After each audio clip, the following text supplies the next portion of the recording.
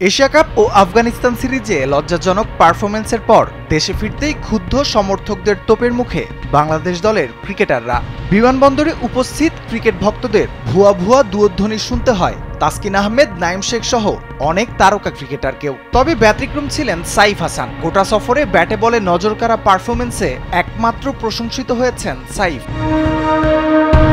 Asia কাপে champion হওয়ার স্বপ্ন নিয়ে দীর্ঘ সময় প্রস্তুতি নিয়েছিল টাইগাররা। চোখে থাকা চ্যাম্পিয়ন হওয়ার স্বপ্ন গড়াগড়ি খেয়ে ভেঙে যায় টাইগারদের ব্যর্থতায়। স্যান্ডেলিনা সো, রূপচর্চায় আভিজাত্য।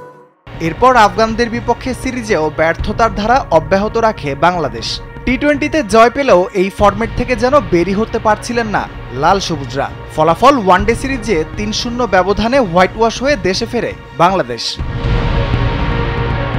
ভক্তরা আগে এমন হতাশা গিলে ফেললেও এবার সরাসরি ক্রিকেটারদের সামনে ক্ষোভ ঝেড়েছেন। ব্যর্থতার জন্য দলের নেতৃত্বের অভাব, পরিকল্পনার দুর্বলতা এবং আত্মবিশ্বাসহীনতা নিয়েও প্রশ্ন তুলেছেন অনেকেই। টানা ব্যর্থতায় ভেঙে পড়েছে টাইগার ভক্তদের আস্থাও।